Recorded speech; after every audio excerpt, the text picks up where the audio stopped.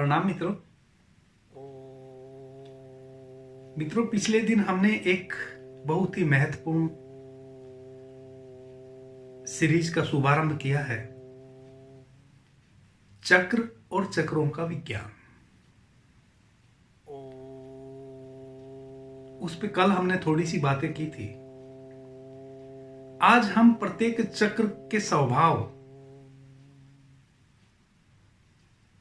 उसका विज्ञान, उसकी जो संभावना है, उस पे बात करेंगे। मित्रों, मनीषियों ने, ऋषियों ने इस भौतिक शरीर को 7 शरीरों में अनुभव किया है।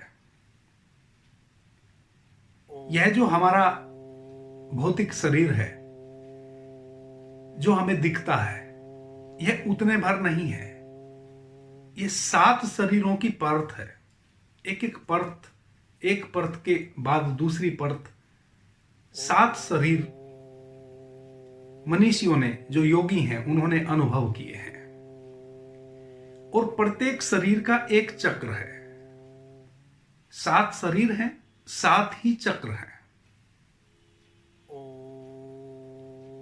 हम 7 चक्रों पे बात करेंगे। आज हम पहले चक्र और पहले शरीर पे बात करते हैं। पहला जो शरीर है वह है भौतिक शरीर, जो यह हमें इन खुली आंखों से दिखता है। और इस शरीर का जो पहला चक्र है वह है मूलाधार चक्र, जहां हमारी नीचे रीढ़ की हड्डी समाप्त होती है, हमारे गुह्या प्रदेश के पास, जस्ट सेक्स सेंटर के पीछे आपकी रीढ़ जहां समाप्त होती है।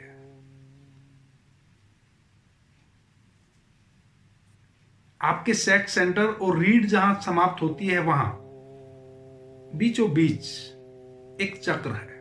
वह आपका पहला चक्र है, पहले शरीर का। इस भौतिक शरीर का वह पहला चक्र मूलाधार चक्र के रूप में उसको जाना जाता है। जब कुंडलिनी जागरण की कोई बात करता है, वहीं वह कुंडलिनी स्थापित है।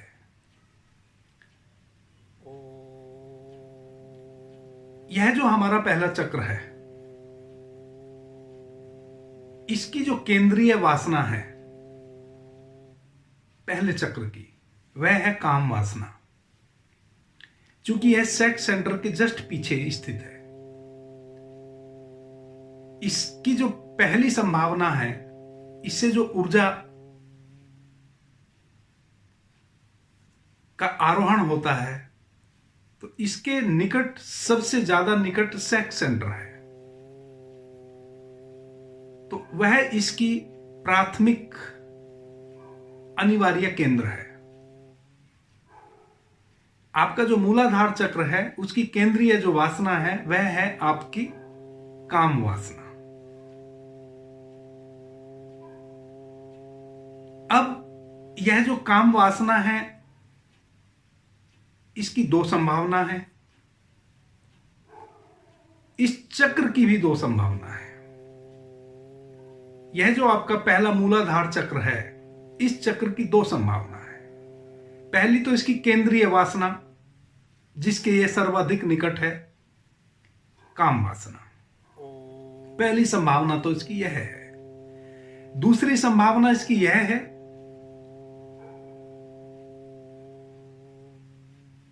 इस चक्र की जो ऊर्जा है, उसको अब अगर हम ऊर्ध्वगामी करते हैं, ऊपर की ओर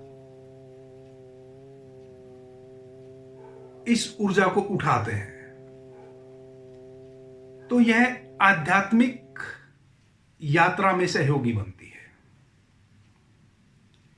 तो पहली इसकी जो प्राथमिक वासना है, वह है काम वासना, और दूसरी जो इसकी परिवर्तित वासना है, वह है उस परम को पा लेने की वासना।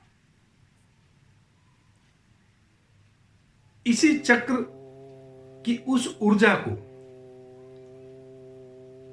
हम ट्रांसफॉर्म करते हुए अपने सहस्त्रार तक ला सकते हैं। तो वही ऊर्जा हमें ब्रह्म से जोड़ देती है, हम उस परमपिता परमात्मा से जुड़ जाते हैं। जब यही ऊर्जा ऊर्ध्वगामी होती है। अगर यह ऊर्जा जो इसका मूलतः स्वभाव है काम, यह ऊर्जा काम वासना में बहती है, तो उससे आप भली भांति परिचित हैं। अब यह जो ऊपर ऊर्ध्व गमन करने की अवस्था है, इसी ऊर्जा को जब हम ट्रांसफॉर्म करते हैं ऊपर की तरफ, इसकी दो संभावना है। और यह जो नीचे सेक्स सेंटर पे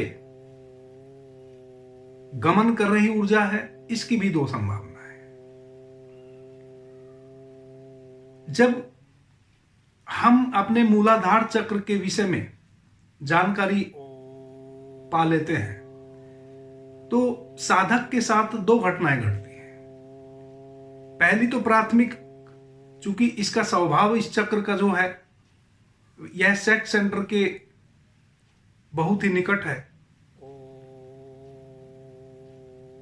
उससे तो हम स्वभावतः परिचित हैं। लेकिन अब साधक के साथ एक घटना यह घटती है कि उसको समझ नहीं आता कि मैं इस ऊर्जा को कैसे रूपांतरित करूं। चूंकि सभी ऋषि मुनियों ने, सभी ज्ञानियों ने, सभी मनीषियों ने, सभी शास्त्रों ने तो इस मूलाधार चक्र को परिवर्तित किया ऊपर की ओर और राम को प्राप्त हो गए, ब्रह्म से जुड़ गए। तो जब साधक इस चक्र की संभावनाओं को समझ लेता है, तो फिर उसके सामने समस्या खड़ी होती है कि मैं इसको ऊपर की तरफ कैसे ट्रांसफर करूं, कैसे इसका जो बहिर्गमन है, जो बाहर की नीचे की यात्रा है, उससे ऊपर की ओर मैं इस ऊर्जा को लेके चलूं अपने सहस्त्रार की ओर, ताकि वह ब्रह्म रंध्र से यह ऊर्जा जुड़े और वह खुले।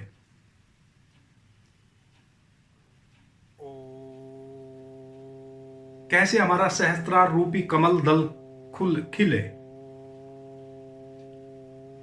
साधक के सामने यह परेशानी आ जाती है। सभी ने कहा है, मनीषियों ने, ज्ञानियों ने, कि भाई इसका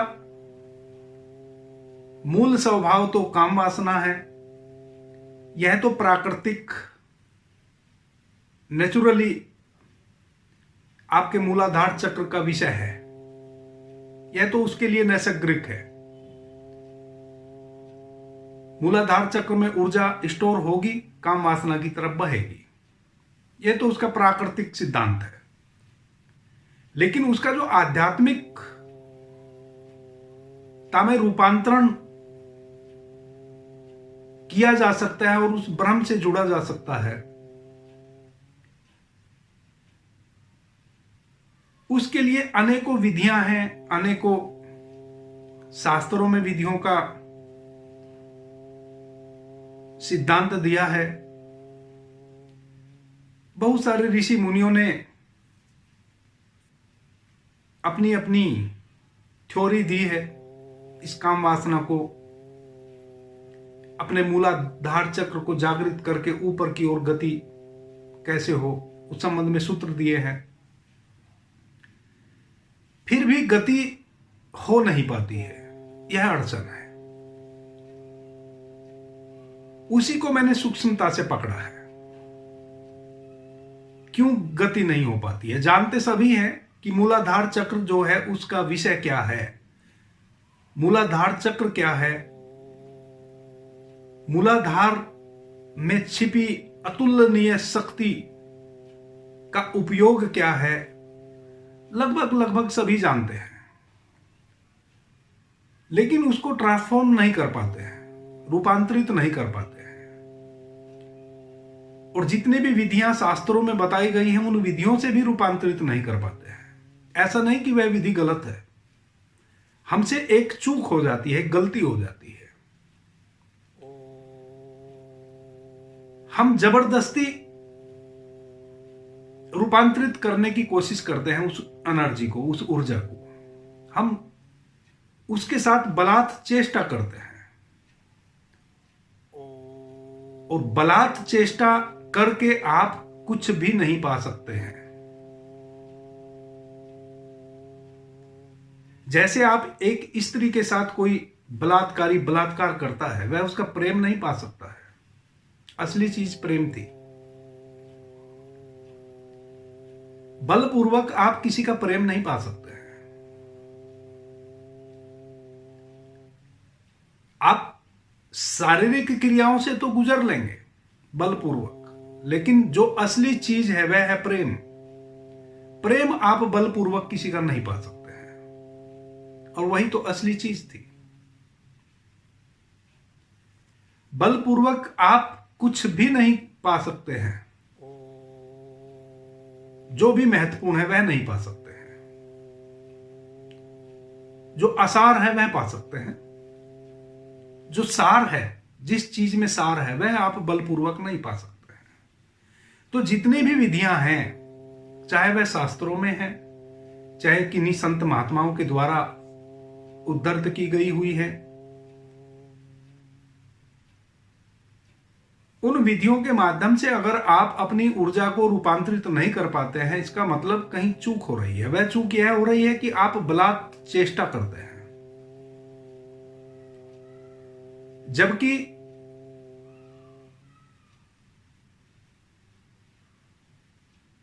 जब नेचुरली स्वभावतः आपके मूलाधार चक्र की एनर्जी सेक्स सेंटर की तरफ बह रही है, उसके लिए आपको कुछ भी यत्न नहीं करना पड़ रहा है।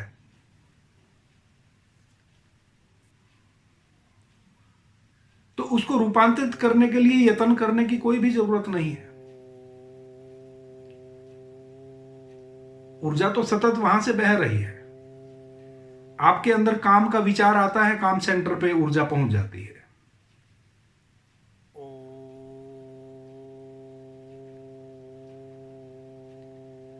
आप कामोत्तेजना में भर जाते हैं और काम में अपनी ऊर्जा का व्यय कर देते हैं।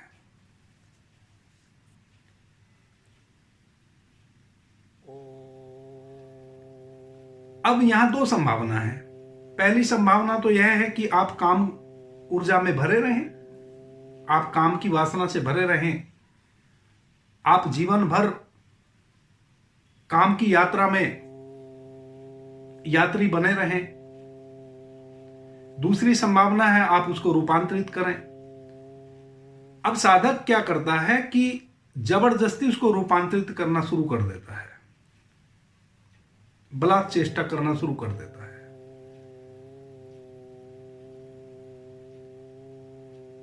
और वही उसकी विफलता का कारण बन जाता है। इसलिए कुंडलिनी जो जागरण है, कहते हैं कि यह बहुत खतरनाक है, इसको जगाना बहुत खतरे का खेल है। खतरे का खेल तो बिल्कुल भी नहीं है। खतरे का खेल तो उन लोगों के लिए है जो ना समझ है। आप ही के शरीर की एनर्जी है, आप ही के शरीर का चक्र है, खतरनाक कैसे हो सकता है? ना समझ लोगों के लिए तो सब कुछ खतरनाक हो जाता है। जब आप बहुत बेहोशी में होते हैं, आप ही के दांतों के तले आपकी जीभ कट जाती है, जबकि नेचुरली जीभ अपना सतत बचाव करती रहती है दांतों से। आप अपनी कभी कभी बेहोशी में अपनी जीभ अपने ही दांतों से काट बैठते हैं।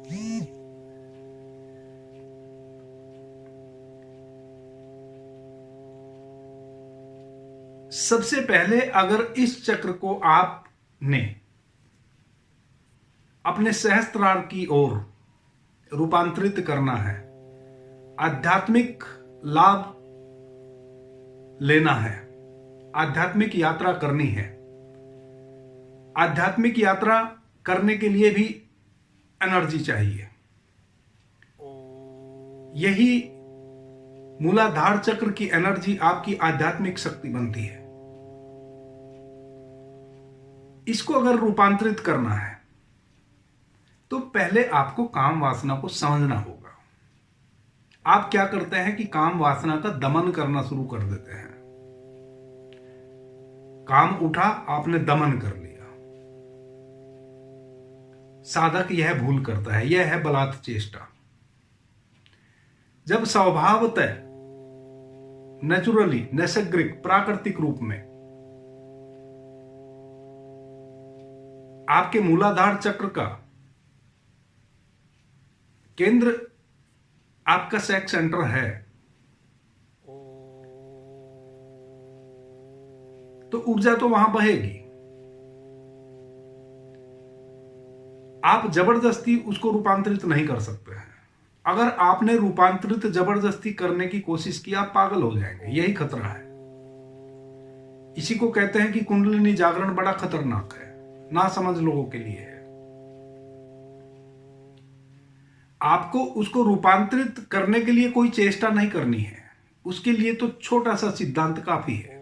वह क्या है कि जिस सेंटर पे वह बह रही है, जो उसका केंद्रीय वासना है, जो उसका केंद्रीय सेंटर है मूलाधार चक्र का, वह है काम वासना। काम वासना के प्रति सजग हो, जागें। एकमात्र जागरण जो है, आपकी जो अवेयरनेस है,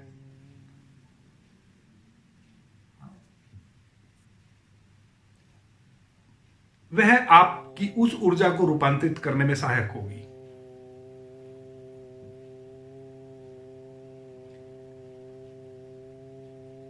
हठ योग से नहीं होगी।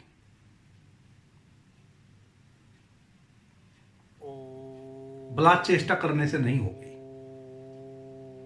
अगर हो गई होती तो लाखों लोग प्रयास करते रहते हैं निरंतर, लेकिन कहां किसी का फूल खिलता है।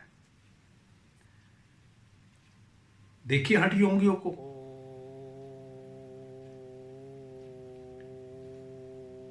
जिसका फूल खिल गया, जिसकी एनर्जी वह रूपांतरित हो गई, जिसका मूलाधार चक्र ऊपर की ओर उधर गमन कर गया, उसकी तो चाल बदल जाती है, आवाज बदल जाती है, उसकी दृष्टि बदल जाती है, उसके चेहरे का तेज परमात्मा के गीत गाने लगता है। परमात्मा का सौंदर्य उसके चेहरे के तेज से झलकने लगता है। उसकी कठोरता समाप्त हो जाती है, निर्मल हो जाता है, बच्चे की तरह स्वभाव हो जाता है। प्रेम के अतिरिक्त उससे दूसरी किसी और अवस्था की अपेक्षा ही नहीं की जा सकती है। लेकिन यह जो हठ योगी जबरदस्ती अपनी ऊर्जा को रूपांतरित करने में लगे हैं, उनसे कभी मिलो, आप डर जाएंगे, घबरा जाएंगे। उनकी वेशभूषा देखो, उनकी आंखों में क्रूरता देखो, उनकी चाल देखो। जिस व्यक्ति का भी ब्रह्मरंध्र खुल गया, जो अपने चैतन्य से जुड़ गया, जिसने परमात्मा का स्वाद पा लिया, वह तो निर्मल हो जाता है।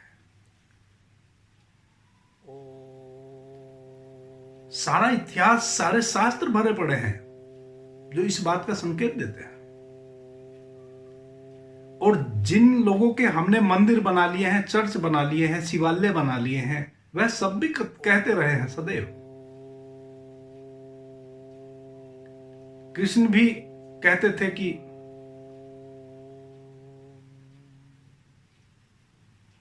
मैं उनके लिए सदा हूं जिनका स्वभाव बच्चे जैसा हो गया है। यानी कि जिन्होंने सब कुछ करना छोड़ दिया है, सब मेरे ऊपर छोड़ दिया है। ईसा मसीह भी कहते थे कि मैं उनके लिए सदैव हूं जो बच्चे जैसे हो गए हैं। बच्चे जैसे तो आप नहीं हो सकते हैं, आपका स्वभाव वैसा हो गया है। कठोरता खत्म हो गई, अहंकार खत्म हो गया, ईर्ष्या खत्म हो गई, द्वेष खत्म हो गया, वैमनस्य खत्म हो गया, व्यर्थ की भागदौड़ खत्म हो गई। चैतन्य का प्रकाश जिसके भीतर उमग गया,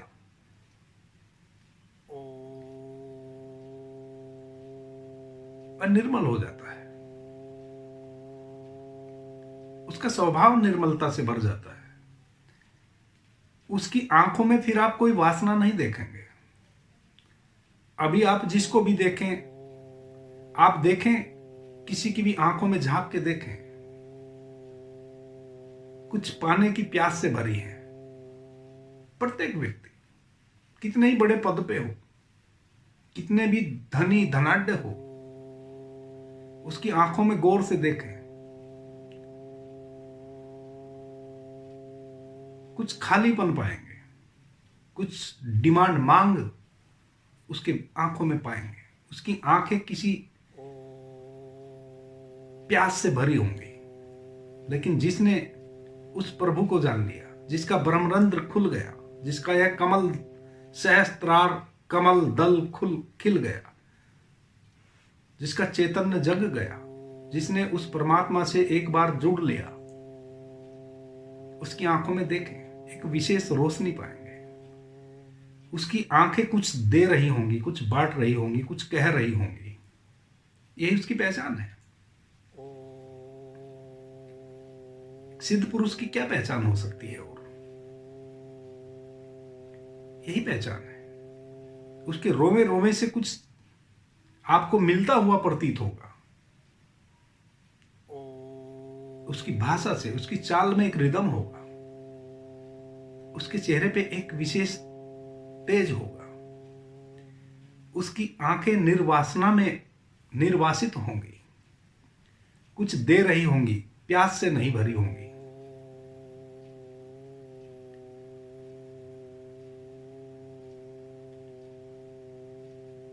मूलाधार चक्र की जो प्राथमिक वासना है वह काम वासना है, और काम वासना को सिर्फ समझ लेने भर से वह मूलाधार चक्र से जो विसर्जित हो रही ऊर्जा है वह ऊर्ध्वगामी हो जाती है। आप प्रयास करते हैं, अगर आपको आध्यात्मिक यात्रा करनी है, आपको समझ आ जाता है कि भाई इस ऊर्जा का मैं आध्यात्मिक लाभ लूंगा, तो आप काम वासना को दबाना शुरू कर देते हैं। अब आपके साथ बहुत खतरनाक घटना घटती है। काम वासना से तो जबरदस्ती दबा के मुक्त हुआ नहीं जा सकता है। वह बलात् चेष्टा करने से तो आप मुक्त नहीं होंगे, और वह ऊर्जा आपकी ऊर्ध्वगामी भी नहीं होगी। अब वह जहर बनेगी, विष बनेगी। आप पागल हो जाएंगे। ना तो आप काम वासना में ही उतरे, ना उसका ट्रांसफॉर्म ही कर पाए, रूपांतरित ही कर पाए। आपका पूरा जीवन विषाक्तता से भर जाएगा। आप चिड़चिड़े हो जाएंगे, आप अनेकों बीमारियों से ग्रस्त हो जाएंगे।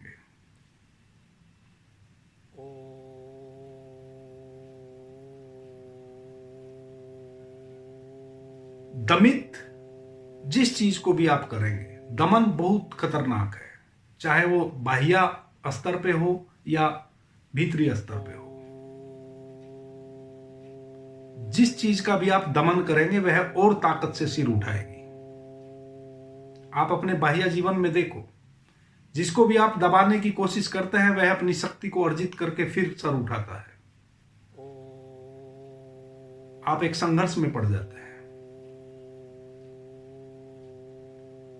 भीतर भी आप जिस चीज को दबाएंगे वह और शक्तिशाली होकर सर उठाएगी, और आप फिर उसको निरंतर दबाने की कोशिश करेंगे। उस दबाने की प्रक्रिया से दबेगी वह है नहीं। काम वासना दब नहीं सकती है। वह जहर बन जाएगी। काम वासना को समझना है। जिस चीज को भी आप समझ जाते हैं, जिस चीज के प्रति भी आपकी जागरूकता बढ़ती है, जिस चीज के प्रति भी आप अवेयर होते हैं, उससे आप मुक्त हो जाते हैं।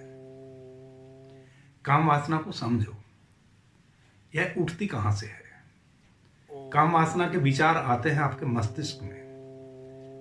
आपने किसी सुंदर स्त्री को देखा, आपने कोई गंदी फिल्म देखी, आपने कोई गंदा उपन्यास पढ़ा,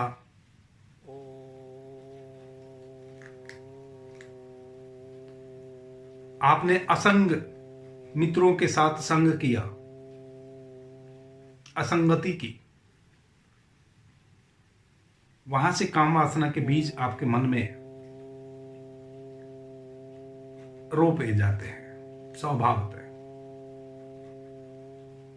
आपके मस्तिष्क में काम वासना का ख्याल उपजता है, वह आपके सेक्स सेंटर पर पहुंचता है। सेक्स सेंटर काम से बढ़ता है, आपका मूलाधार चक्र सजग होता है, उसको एनर्जी देता है और आप काम वासना में उतर जाते हैं। यह है सारा खेल।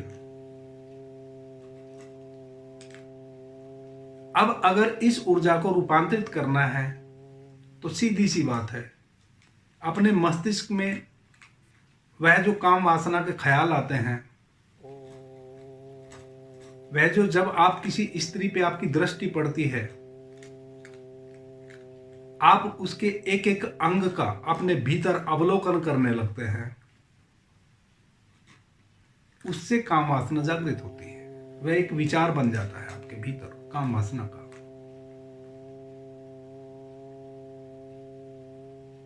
आप गौर से देखिए, अपने जीवन में आप प्रवेश कीजिए और देखिए कि काम वासना के लिए आप कैसे तैयार हो जाते हैं। आपके मस्तिष्क में पहले काम वासना का विचार आता है, भाव उत्पन्न होता है। जैसे ही वह भाव प्रगाढ़ होता है मस्तिष्क में, तैसे ही मस्तिष्क उस भाव को आपके काम सेंटर को ट्रांसफर कर देता है। जैसे ही वह भाव आपका काम सेंटर को ट्रांसफर हो गया, तैसे ही आपका काम केंद्र आंदोलित हो जाता है, उत्तेजित हो जाता है। जैसे ही आपका काम केंद्र उत्तेजित होता है, तैसे ही आपका मूलाधार जो चक्र है वह उसको ऊर्जा प्रवाहित कर देता है, डोनेट कर देता है। ये सारा खेल है। इस खेल को समझ जाएंगे, ऑटोमेटिक ऊर्जा का रूपांतरण हो जाएगा। इसके लिए कुछ भी नहीं करना है, समझना है बस। जिन्होंने कुछ करने की कोशिश की है वह तो कभी भी सफल नहीं हुए हैं। जब भी कोई सफल हुआ है, जब भी अपनी मूलाधार चक्र की वासना में बहती हुई ऊर्जा को अपने सहस्त्रार तक लाने में कोई कामयाब हुआ है, जिन्होंने शास्त्र लिखे हैं, वेद लिखे हैं, वह सारे लोग सरलता से वहां पहुंचे हैं। उन्होंने कोई बलात् चेष्टा नहीं की। उन्होंने ऊर्जा को समझा, उसके खेल को समझा, काम वासना को समझा, उस काम वासना के खेल को समझा, उसका जो उद्गम होता है जहां से, उस उद्गम को रोका। आप काम वासना को रोकने में लग जाते हैं। आपके अंदर वासना उठी और आपने तो अब प्रण किया है कि नहीं, मुझे तो अब आध्यात्मिक यात्रा करनी है इसी ऊर्जा के सहारे। उधर वासना उठी, चूंकि वासना उठने के जो कारण है, उन कारणों को तो आपने बंद नहीं किया, अब आप दमन पे लग गए, जबरदस्ती ब्रह्मचर्य को ओढ़ लिया। और वह जो जबरदस्ती ब्रह्मचर्य की चादर ओढ़ने का प्रयास किया है,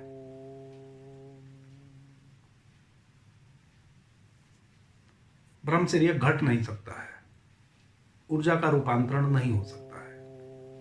कभी नहीं हुआ, किसी का भी नहीं हुआ, आपका भी नहीं होगा।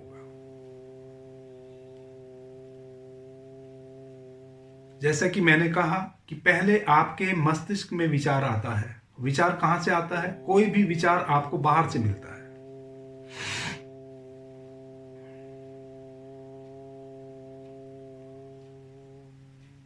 विचारों की जो सतत श्रृंखला है वह बाहर से आती है। जब आप किसी स्त्री को देखते हैं, उसकी सुंदरता के बोध से भरते हैं, आपने बाहर देखा स्त्री को,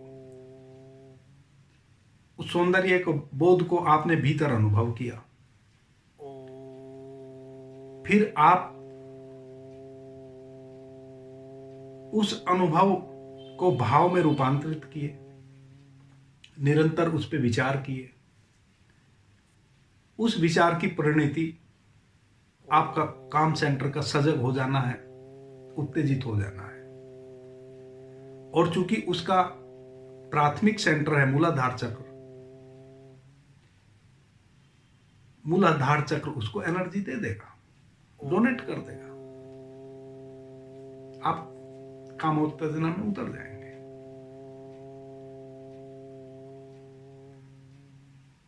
तो नीचे जो ऊर्जा बह रही है मूलाधार चक्र की, उसकी दो संभावना है। पहली संभावना उसकी नेचुरल है, प्राकृतिक है, काम वासना।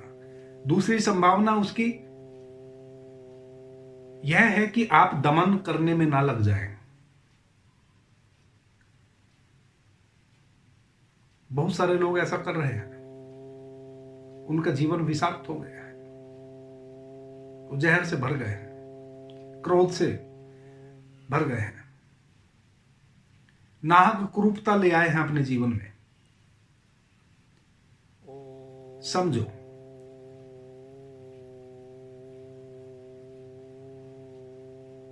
वासना क्या है उसको समझना है, कहां से उसका उद्भव होता है। उस उद्भव को होने से रोको।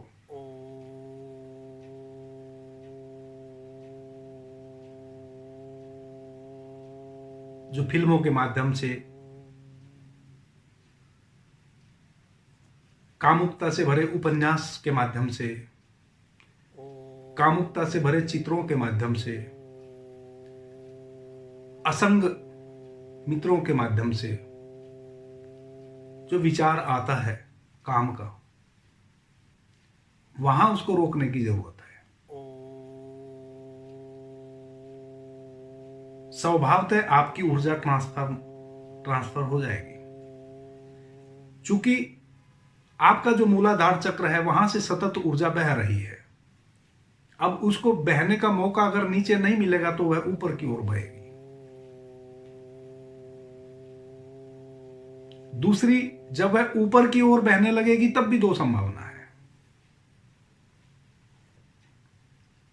यह तो नीचे की संभावना हुई कि या तो आप सेक्स में उतर गए या फिर आप दमन करने लगे। दमन करने वाला व्यक्ति तो कभी भी रूपांतरित अपनी ऊर्जा को नहीं कर सकता है, बल्कि अपने जीवन को विषाक्तता से भर लेगा।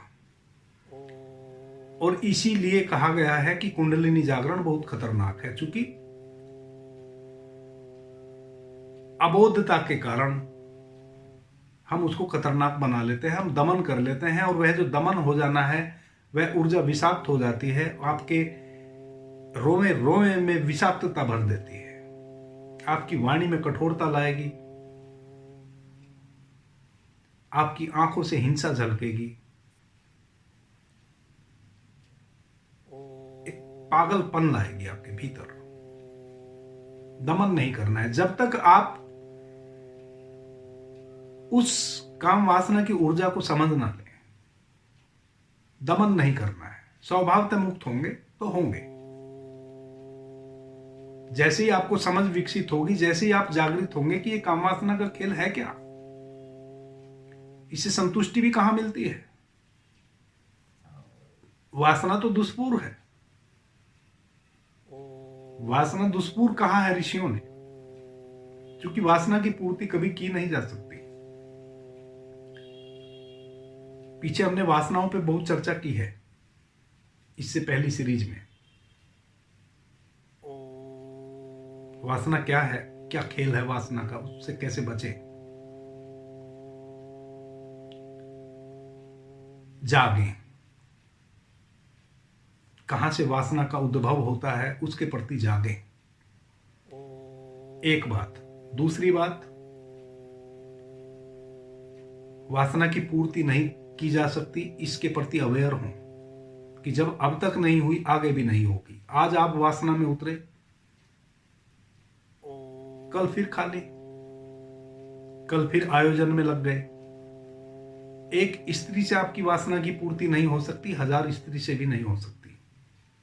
आप एक स्त्री से उब जाते हैं क्योंकि वासना की तृप्ति वहां से हुई नहीं और वह हो सकती भी नहीं। आप दूसरी स्त्री की खोज में लग जाते हैं। आप इस खोज में कभी नहीं लगते कि भाई ये वासना ही, ये मेरी दौड़ ही गलत है। वासना की पूर्ति की ही नहीं जा सकती, वासना तो दुष्पूर है।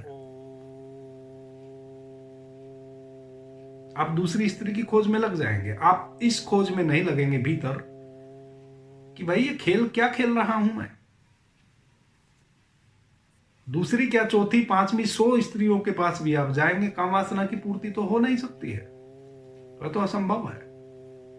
इसके प्रति अवेयर हो। जैसे ही आप अवेयर होंगे, जागेंगे, जागे हुए व्यक्ति के घर में चोरी की नहीं जा सकती है। ऑटोमेटिक आपकी ऊर्जा ऊपर रूपांतरित होने लगेगी। मैं 7 चक्रों पे बात करूंगा, फिर उस ऊर्जा को जो रूपांतरित ऊपर की ओर होगी उसको हम कैसे दिशा देंगे, लास्ट में उस पर बात करूंगा। पहले 7 चक्रों का खेल आपको समझा दूं क्या है और कैसे एक एक चक्र पे जो आपकी ऊर्जा जाके ठहर गई है वहां से हम आगे बढ़े। अभी हम उस पे बात कर रहे हैं। तो पहले चक्र की ऊर्जा आपकी काम वासना की तरफ बहती है, चूंकि वह सर्वाधिक निकट है आपके मूलाधार चक्र के। उसकी 2 संभावना है। पहली संभावना सेक्स, दूसरी संभावना आप बलात् चेष्टा से ब्रह्मचर्य साधने लगे, जो कि सधेगा नहीं। अगर ऊर्जा रूपांतरित हो गई, उसकी भी 2 संभावना है। पहली संभावना आप शक्ति अर्जित करने में लग जाएं, अपनी उस ऊर्जा को आप शक्तिशाली बनने में खर्च करने लगे। जैसे बहुत सारे लोग मंत्र साधते हैं, विभिन्न विभिन्न प्रकार की शक्तियां अर्जित कर लेते हैं।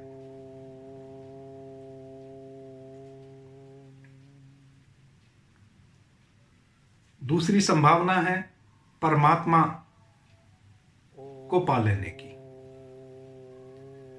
ऊपर उठती हुई एनर्जी उधर गमित जो हो गई आपके मूलाधार चक्र से ऊर्जा, उसकी 2 संभावना है।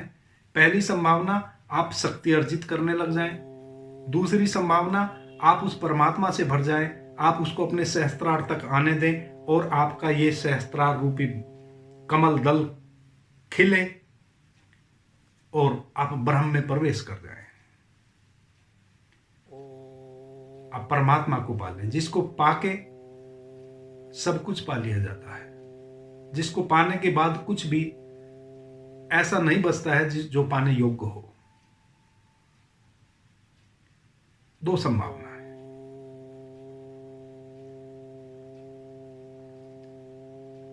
आज हमने मूलाधार चक्र पे चर्चा की, कल हम अगले चक्र पे बात करेंगे। इस तरह हम बारी बारी से 7 चक्रों की संभावनाओं पे बात करेंगे, 7 चक्रों के विज्ञान पे बात करेंगे। दूसरा जो आपका चक्र है वह है स्वाधिष्ठान, इस पे हम कल बात करेंगे। आज के चक्र का जो विषय है वह है आप अपने काम वासना के प्रति जागें। काम वासना के विचार बाहर से आते हैं, उन विचारों के आगमन को रोकें, जागें।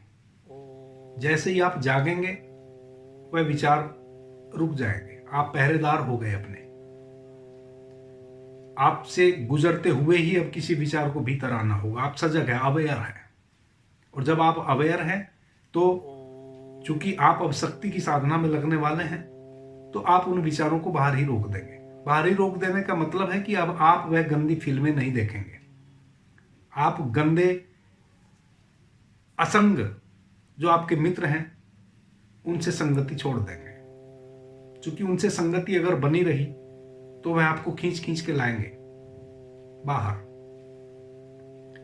गंदे उपन्यास, गंदे चित्र, क्योंकि अभी आपको यही चीजें सालती है, इन्हीं के प्रति आपको अवेयर होना है, इनके प्रति जागना है। इस बाहर से आती हुई किसी भी स्त्री को आप देखते हैं, आप एक काम के विचार से भर जाते हैं। अपनी दृष्टि को बदलिए। स्त्री में काम वासना नहीं है, काम वासना आपके भीतर है। आप विचार करते हैं स्त्री का, और काम वासना उठती है आपके भीतर। इसके प्रति सजग होइए।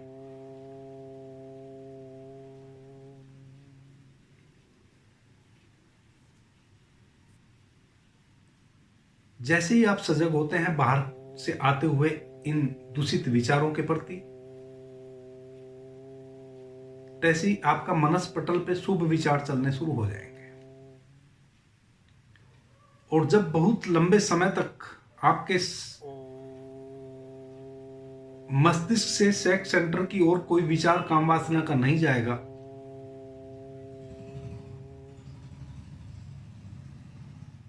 तो जो आपका मूलाधार चक्र है वहां से भी ऊर्जा, वहां जो वह दान में देता है आपके काम केंद्र को, वह वहां दान में देना बंद कर देगा। ऊर्जा ऊपर उठना शुरू हो जाएगी।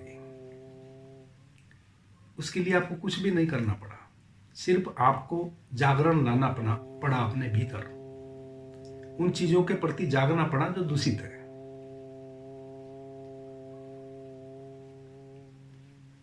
कल अगले स्वादिष्टान चक्र पे बात करेंगे। कितना सरल है मित्रों, इसी को कहते हैं कुंडलिनी जागरण।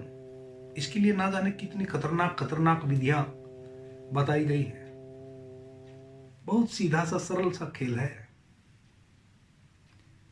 मैं जितनी भी बातें आपसे करूंगा, मैं वही करूंगा जो मेरे अनुभव से गुजरी है, जिसका मुझे अनुभव है, जिसमें मैं जिया हूं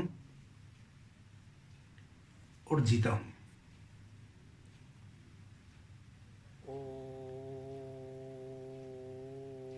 मैंने बहुत सूक्ष्म विचार किया है प्रत्येक चीज पे। जब मैं उस स्थिति से गुजरा हूं, मैंने भी कठिनाइयां झेली हैं, लेकिन कठिनाई झेलते झेलते ही पता चला कि ये तो बड़ा सरल था। इसको तो मैं बड़े सरल तरीके से, वही सरलता की बातें आपसे कर रहा हूं। बहुत सरल है, सिर्फ अवेयर होना है। जिस चीज के प्रति भी आप अवेयर हो जाते हैं, जाग जाते हैं, उससे आप मुक्त हो जाते हैं।